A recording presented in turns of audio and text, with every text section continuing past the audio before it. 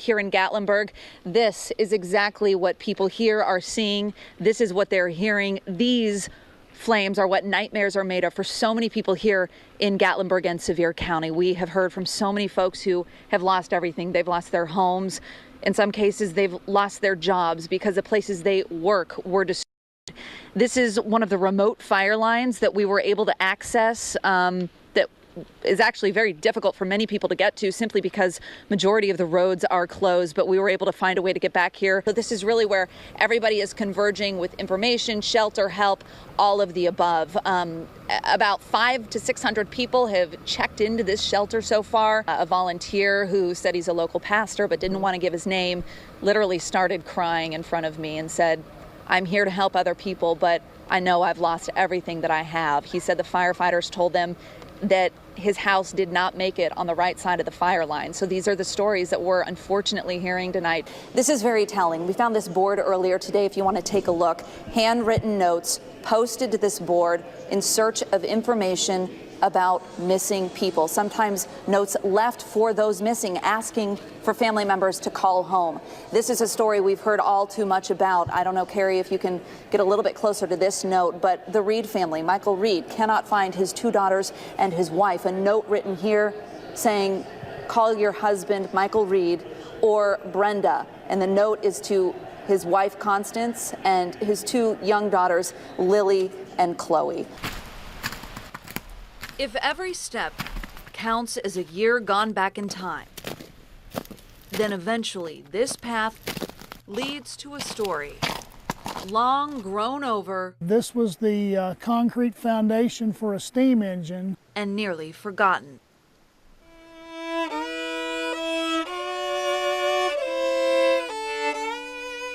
When people walk through the woods here now, they could walk right past this area and never realize what an important part of Tennessee history occurred at this very spot. But Barry Thacker sees what many miss. What the passage of time has nearly erased at Coal Creek. On May 19th, 1902, every male member in the town of Fredericksburg perished in this disaster except for 3.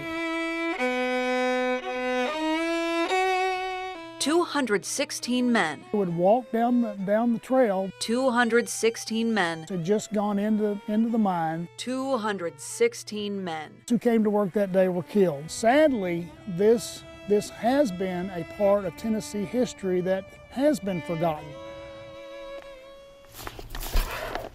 There's no way, though, that Louise Nelson will ever forget. This is my grandfather. What happened to George DeZern. 23 years old when he died. Newspapers more than a century old. This is a whole list of all the miners. Record the story of her grandfather. George DeZern of Coal Creek. And 4 great uncles. The scene at the entrance to Fredericksburg Mine is heart-rending. 1,000 women and children are assembled there. Mother DeZern lost 5 of her sons and 2 of her son-in-laws as a result of the explosion. Can you imagine that? At 96 years old, as Louise nears the end of her life, It takes, you listen to it. Look how fast it's going. She begins to understand how short it is. And it goes by so swiftly. And holds her family's history a little tighter. I don't want these men to be forgotten. I don't know of anything that's more important. Nearly 100 miners killed in the explosion at Fredericksburg are now buried here. But 10 of them left something behind before they passed. And those were the ones who wrote the farewell messages. Those miners knew that within the next hour they were going to perish. So they wrote what was dear to their heart. Oh God, for one more breath. Ellen, remember me as long as you live. God and family. Those are the 2 things that every one of those farewell messages discussed. For decades, that's all that was discussed. It was so painful for them that they wouldn't talk about it to their children. and eventually the story slipped away. Many of the headstones say that the miners are gone but not forgotten. And sadly, this has been a part of Tennessee history that has been forgotten. Come in and have a seat, please.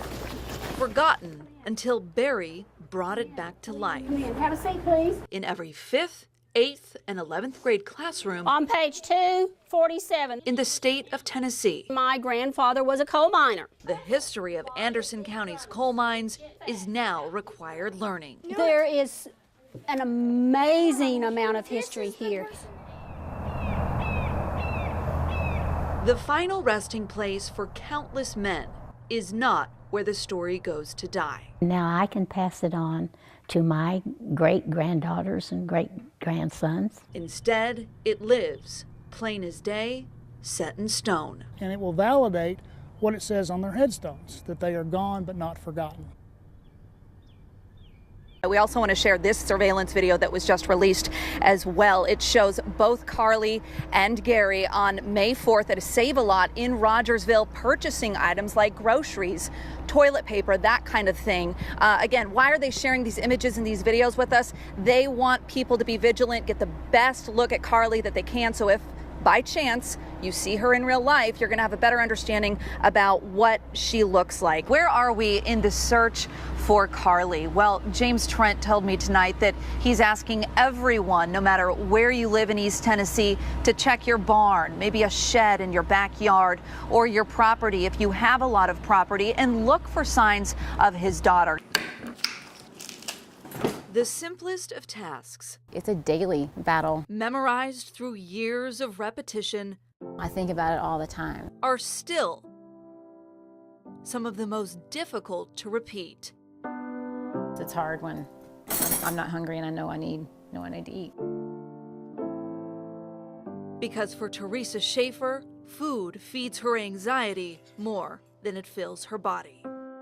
I was 17 years old. I started struggling with an eating disorder. I was actually hospitalized with anorexia. She knew she was in need of rescue, but so was someone else.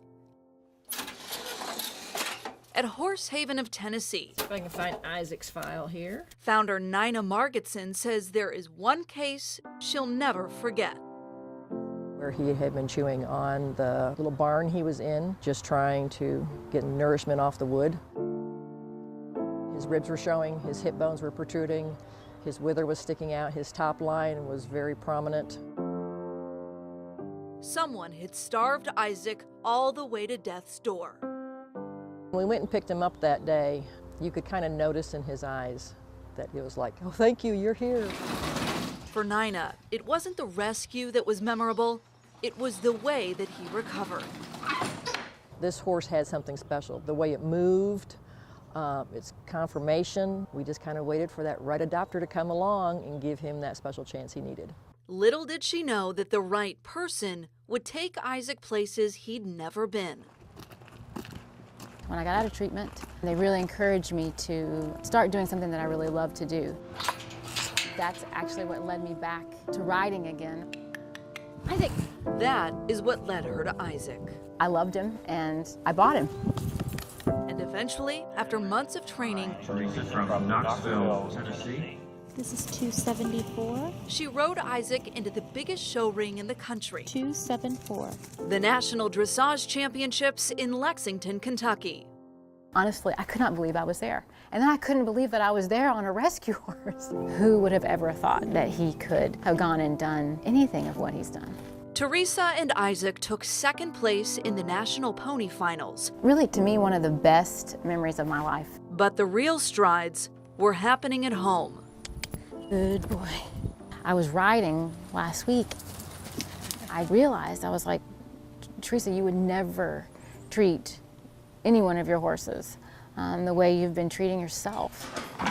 The little horse that was saved from starvation rescued Teresa from herself.